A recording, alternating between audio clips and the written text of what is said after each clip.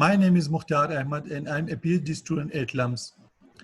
I am going to present Neutrino, a new cellular control plane design for 5G and next generations of the cellular networks. This is a joint work with my advisors Zafar Kazi, Zartash Uzmi, and a group of fantastic undergrad and grad students at LUMS. I would begin by providing the motivation for this work. Our goal in designing Neutrino is to support emerging applications like driverless cars, AR/VR, and remote surgery. These applications require high reliability and low latency in the order of few milliseconds. In cellular networks, control plane is a key bottleneck in providing low latencies to the applications. Reason is before every data session establishment, the user device has to execute service establishment procedure first. The user device sends service request message to the control plane. The control plane in response installs state on the different network functions. And after that, a data channel is created for the user device. A study conducted across the 4 major US carriers shows that service establishment happens every 106 seconds on average.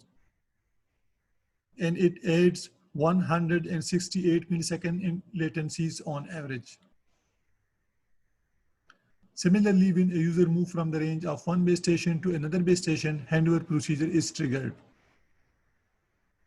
During the handover procedure execution, data services are interrupted. The same study shows that handover occurs every 70 seconds in the walking scenario.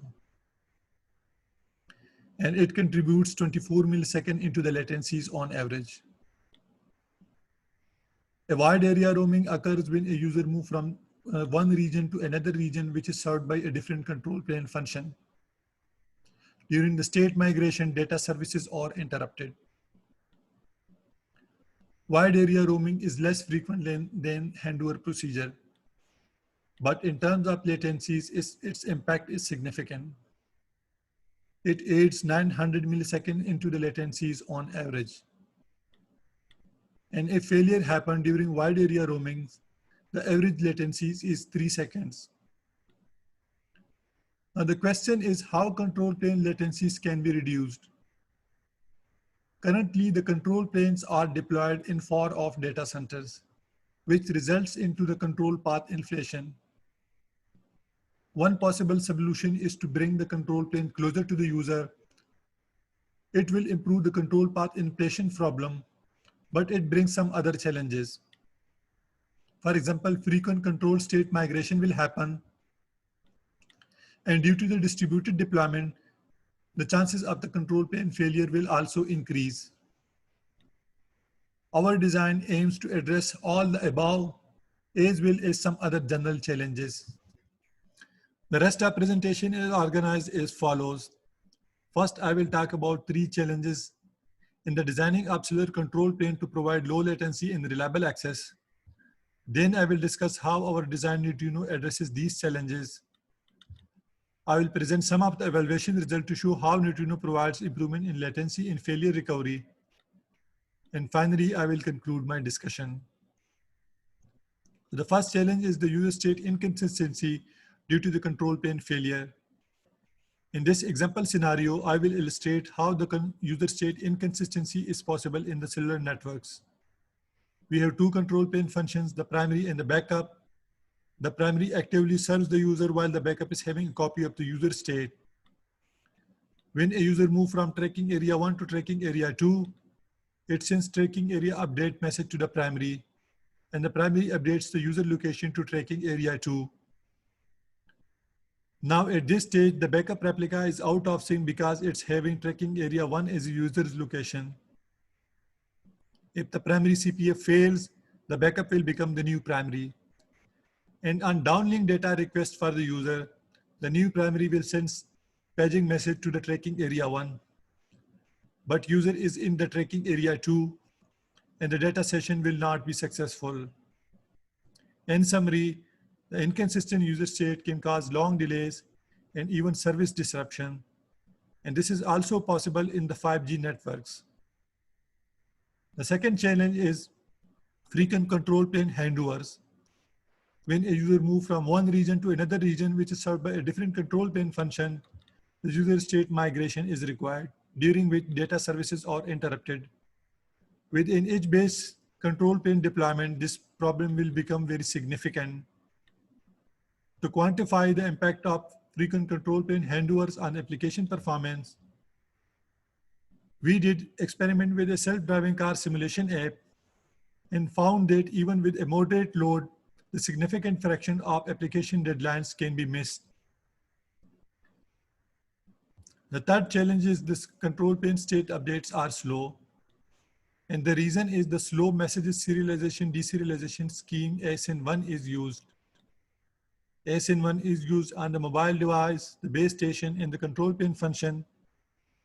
Figure on the right show video startup delay. On the y-axis, the horizontal axis is showing different load scenario, and the video delays are when the ASN1 is used as a messages serialization engine.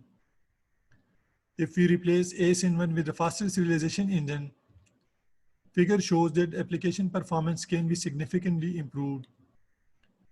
You can see that the application performance improved by at least 1.9 factor.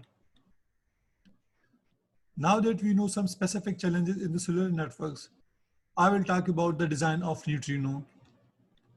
Our key contribution in this works are: we have designed a state consistency protocol to provide consistency and fast failure recovery. We have designed a proactive G-aware user state replication scheme to handle the challenge of frequent control plane handovers. And we have designed a faster serialization engine to speed up the control plane state updates. Before going into detail of each of these solutions, we first provide an overview of the Neutrino system architecture. Neutrino's architecture consists of two important components: the control traffic aggregator, which performs control plane load balancing and also implement a part of the state consistency protocol. The second important component is the control plane function, which serves the user requests and also replicate the user state on the procedure completion. To handle the challenge of state inconsistency, which causes long delays, we have designed a state consistency protocol. The high-level goal of the state consistency protocols are: it should provide read your write guarantees for the user state. On the control plane failure, it should be able to recover quickly, and its failure-free overhead should be as minimal as possible. We saw in challenge 1 that user state inconsistency can cause long delays. A user state consistency protocol is required which provides certain guarantees for the state consistency. The user state should be consistent across the user device and the control plane in normal scenario. When an update happens on the user device, for example, when a user handoffs to another base station, it should be reflected on the control plane function. If a control plane function fails, the state on the user device should still be consistent with the backup replica. And if a CTA fails, the state should still be consistent. To handle the control plane failure, we are using a multi-level fault recovery protocol. We checkpoint the user state on the procedure completion. To keep its overhead minimal, we are doing it asynchronously, but it does not ensure the consistency.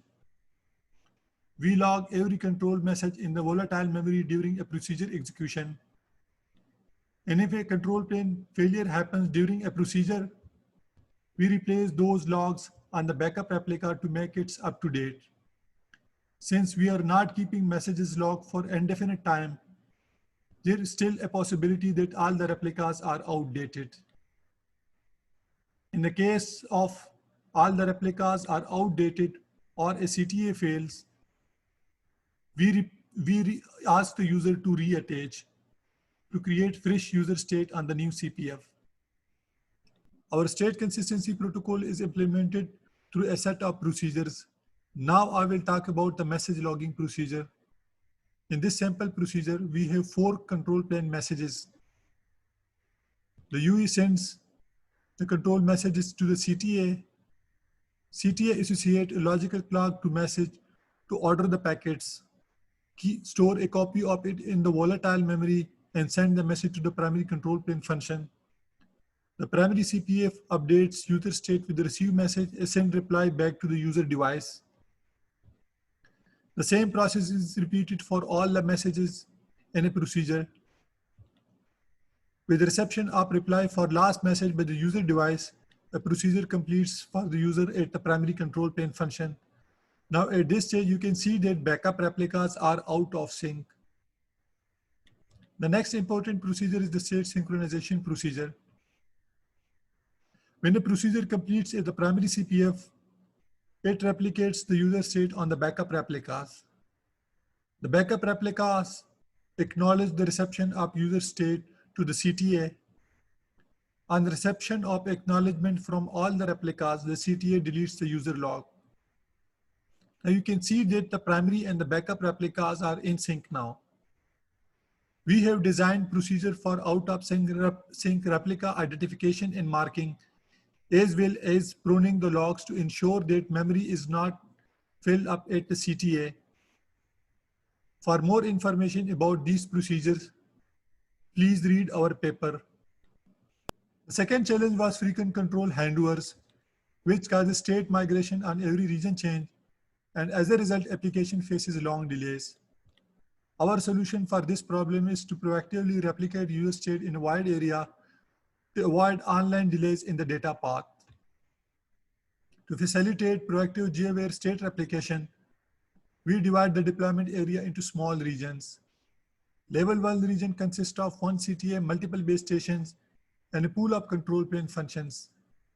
Level 2 is a wider region, which consists of multiple level 1 regions. In this example scenario, level 2 region consists of 4 times of the level 1 regions. User device is actively served from the level 1 region, and user state is also replicated on the level 2 region. This figure shows how G-aware state replication is implemented with the multiple consistent hash rings. Each CTA implements 2 consistent hash rings. The level 1 ring include all the control plane functions in the level 1 region, and the level 2 ring include all the control plane functions in the level 2 regions. User device sends control message to the CTA. CTA forward the message to the primary control plane function on the level 1 ring. And when a control procedure completes at the primary CPF, the user state is replicated on the level 2 ring. Reason for replicating user state on the level 2 ring is that it is shared amongst all the CTAs under the same level 2 region. On user mobility to a neighboring region, the target CTA can serve the user from the level 2 ring to speed up the control handovers. The third challenge was the slow state updates. We have introduced a fast serialization engine to speed up the state updates. Our analysis of the real control traces shows that control messages consist of multiple fields and potentially multiple nested elements.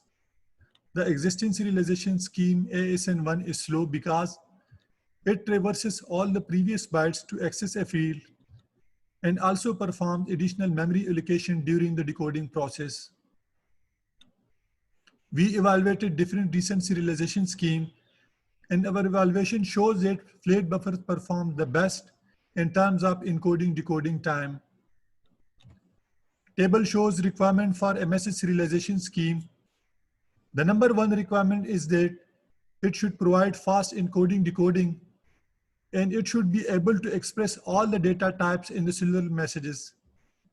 At the same time, we want to keep the encoded buffer size reasonably small. Table shows that ASN1 is slow, but provides small encoded buffer size.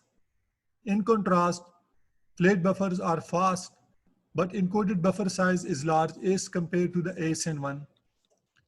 But improvements are possible with the cellular specific optimization.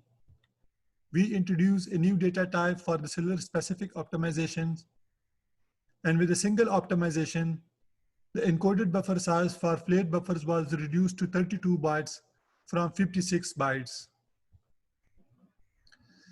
Now about the test setup and evaluation. We implemented the control traffic aggregator, the control plane function, and the control traffic generator. Our test bed consists of two servers. One server is hosting a DPDK-based control traffic generator, which replaces the real cellular control traces. We have a CTA and 5 control plane function hosted on another machine. To evaluate the neutrino's performance, we will show you comparison of neutrino's procedure completion time with different schemes. We will see the improvements in application performance as a result of improvements in the procedure completion time. We will show you some micro benchmark results to evaluate different design choices. For the complete evaluation, please read our paper. First, I am showing the improvements that neutrinos bring in the procedure completion time as compared to the existing EPC and other recent schemes. This figure shows service request procedure completion time on the y-axis and different load scenario on the x-axis. Neutrino performance is compared with the different state-of-the-art schemes. Figure shows that neutrino performed 2.3 times better as compared to the existing EPC. It performed 3.4 times better as compared to the SkyCore, and it performed 1.3 times better as compared to the DPCM. And the primary source of improvement is the faster message serialization engine. This figure shows the handover procedure completion time when the control plane fails during the procedure execution. Y-axis of the figure shows procedure completion time, and x-axis is different load scenarios. Figure shows that neutrino perform up to 5.6 times better as compared to the existing EPC. Here, the source of improvement is due to the faster failure recovery because of the state consistency protocol and the faster serialization engine. To show the benefits of proactive G-aware user state replication, this figure shows handover procedure completion time with different load scenarios. Figure is showing two different implementation of the neutrinos. Neutrino default is when the proactive G-aware user state replication is not used, and neutrino proactive represent the proactive G-aware user state replication based scheme. Figure shows that neutrinos performs up to 4 times better as compared to the neutrino defaults, and neutrino proactive perform up to 7 times better as compared to the existing EPC. Here I will show you improvements in the application performance as a result of reduction in the procedure completion time. On the left-hand side, we have self-driving car simulation results with the application delay budget of 100 milliseconds. Figure shows missed deadline on the y-axis and different load scenario on the x-axis. Figure shows that neutrino performs up to 2.8 times better as compared to the existing EPC. On the right-hand side, we have results for the VR-based application having a delay budget of 16 milliseconds. Figure shows that neutrino performs up to 2.5 times better as compared to the existing EPC. The source of improvement in this case is the faster message serialization engine as well as the proactive G-aware user state replication. In conclusion, we studied the problem of application performance degradation due to delays introduced by the cellular control plane. Our goal was to re-architect the cellular control plane for the application that requires low latency and high reliability. We designed a state consistency protocol to provide consistency and fast failure recovery. We have designed a proactive G-aware user state replication scheme to handle the challenge of frequent control plane handover. And we have designed a faster message serialization engine to speed up the control plane updates. We also demonstrate through test-bed experiments that neutrino significantly improve the application performance. Thank you for watching the presentation. If you have any question, please ask on the Slack channel.